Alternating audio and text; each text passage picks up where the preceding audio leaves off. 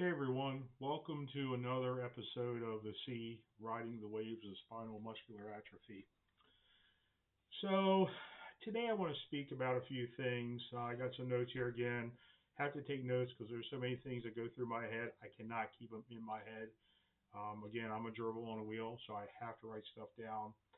A few weeks ago, or about a week ago, I talked about through my childhood being non-athletic, running like I had a log drug behind me, not being as strong as other people, but being a pretty good sized kid, and that compensating for my inefficiencies. Um, so I want to speak about my adult career, my early life, and working.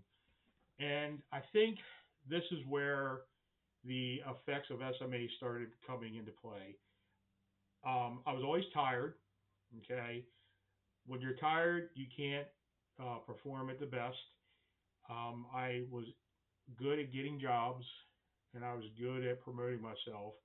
But once I started working, the fatigue would set in, and bosses and companies wouldn't understand because I didn't know what I had at the time. I have not been diagnosed. Had I been diagnosed, it might have been a different story, but I wasn't. So lost jobs because of my being tired, my being tired affecting my mental aptitude and so forth. So after, oh my gosh, probably 10 years of having that happen, I got a good job. And I was in that job for many, many years afterwards. The other thing I did is I always thought, and I'm like, this sounds odd, but I always thought I was ugly. I'm not the best looking guy in the world. And I was always envious of people that were stronger, more muscular, better looking. I don't want to say prettier than I, because every woman's prettier than I am, but I was envious of them when I probably shouldn't have been. And a lot of times I would question myself and ask myself as a man, because the man is supposed to be the stronger gender. Man is supposed to be the person protect the family and so forth. And I always ask myself, and I'm going to get into more why I'm getting into this is, am I a real man? Am I strong enough physically and mentally? Can I protect who I love emotionally and physically? And then I ask myself, do I deserve to be a man? I can't do what I want. And, am I destined to fail? And I think that goes a long way when it comes to men in general, because society feels that we should be the protectors when we're not always the protectors. And having a neurological condition where you can't be that person, that hurts. That causes issues that are below the surface. And as a result of that, I want to go into my next part of this, and I'll try to be quick. Is you guys know I went to a online service last week for Easter, and the pastor is awesome. He's a normal everyday guy. He grew up in the South, chewing tobacco, spitting it out of his car, going down the side of the car. He's just a normal human being. And they talk about parts of the scripture, but it's real life stuff. And it's real life stuff that makes sense. He spoke about a ship in the early 1900s that took multiple years to build, and it was like the ship of the time. Had all the modern technology, all the great bells and whistles, and it hit an iceberg. It sunk 6 hours later, and I know what you're thinking. It was the Hans Hedford. It wasn't the Titanic, believe it or not. So what happened there is, like an iceberg, okay, you only see 10% of the iceberg above the ocean.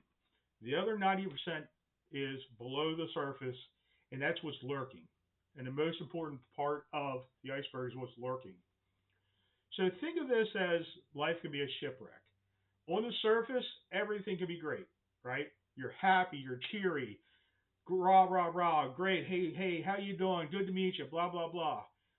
on the underneath the surface, you have anger, you have guilt, and you have temptation. Think of it this way.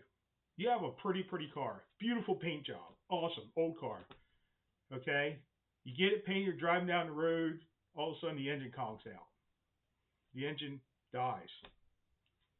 What good's the car anymore? Without the engine, all the pretty goes away. And that's how you think about us, is without our engine, which is our heart, the pretty doesn't matter, right? You can be an ugly duckling and have a heart of gold, and you're still one of the best people on the face of this earth. So behaviors come from what's under the surface. All right. Your heart, for you Trekkies or your sci-fi people, that's your mission control. Okay, that's what drives you to be who you are. People think, okay, the brain is mission control.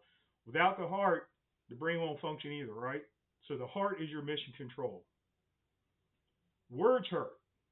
Okay, you guys have probably been called these words, and I don't use them. Retarded. Okay, a freak. Useless. All those words, and they hurt. What they do is they roll us into sin and temptation. We want to get back at somebody. All right? We want to do something to make ourselves feel better. And that's not always the right way. Those people are the ones that are insecure. Those people are the ones that need their heart, mission control, their engine rebuilt. They're not us. Under the surface, because we're such a superficial environment, nobody really cares. They don't care how we feel. They don't care how hard we work. And I find that in business, in life, we're looked down upon. I find it everywhere I go. And I know you do too. So I get tired and I get exhausted. I fight through life. You fight through life more than I do, because I'm sure you get tired and exhausted too with the roadblocks that are put in front of you, unlike my roadblocks, which pales in comparison to yours. But that's why I like doing these videos, so you know that you're not a statistic. You're not just a fly on the wall. You're not a pebble in the sand. You're significant. And you're part of the continuation of what we have going. So a couple other things I want to talk to you about is I'm a big web investigator. I like to look at everything. I like to research our condition. I like to research cures, all that fun stuff. And I have recently decided, and I think I put this in one of my Facebook posts, to change my care to the Ohio State University. Dr. El Sheikh, freaking awesome guy. Awesome guy. Everybody up there, they give you your cell phones. They pick up the phone. They call you. They text you during the weekend and so forth. They become friends. And I can't say enough about them. And I don't mind, after this trial being over, going up there once a year to them put me through the proverbial ringer and then have one visit on televisit. That's it. So I'll drive 6 hours one way just to get that done, because I feel that organization is best for me. And I feel that organization cares. Ohio State has one of the best adult SMA facilities in the world, and I can't say enough about them. So what I did is I found this website called BioNews. I encourage you to look it up. It's all about different kinds of medications, all kinds of conditions, and so forth. And there's a portion called SMA Today. What I did is I messaged them, and they have areas or they have this column where you can submit an essay. They agreed to allow me to submit an essay. I have. It's 800 words or less. Mine are 798. Believe it or not, I don't talk a lot, nor do I text a lot. Haha. But yeah, I'm going to be sending them over to them, and hopefully that'll be published on their website. If they do, I'll make sure I provide a link to it. If you want to see my essay, I'm happy to send it to you in Facebook Messenger. Just send me a message.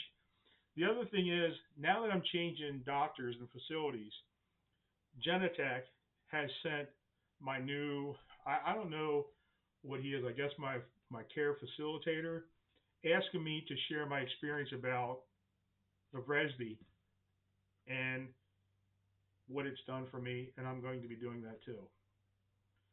I also had a somebody from Bio News who does fundraising contact me and ask me what kind of experience I have in fundraising. Get a little bit more, get to know a little bit more about myself. And I sent her a message back. When Kevin had his brain cancer, 100% healed, I created a fundraiser called Brainwaves Hanover. We had an event called Bruce for Brains. It was at a local pub. We raised $10,000. Kevin doesn't really want me to bring brain cancer up anymore. I don't blame him. If I had the situation he had, I wouldn't want it either. So what I'm doing now is I'm refocusing my fundraising on our community to help those less fortunate. If you guys have any ideas about how to raise funds, whether it's local, nationwide, website, let me know. Send post a message. Um, I want to raise money for us. Mainly, I want to raise money for you.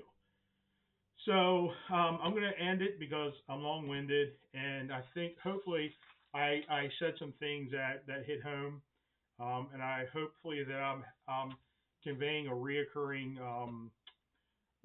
message that I care about us and I care about you. And I just want to thank you for riding the sea. Kind of funny, we had a story about a shipwreck. Um, the sea, riding the waves of spinal muscular atrophy with me. And hopefully you'll tune in next time. You'll share our Facebook group with other friends and family. It doesn't even have to be SMA patients. It could be anybody with any kind of condition, whether they're healthy or not. I want to grow our group. I want to get the word out. If you're going to be at CureSMA in June, look me up. I'm not a hard person to find. I'll probably be the loudest person in the room. And until next week, I want to say thank you, much love, God bless you, and I'm doing well. And this trial has given me hope beyond anything I've been having before. Thank you. See you.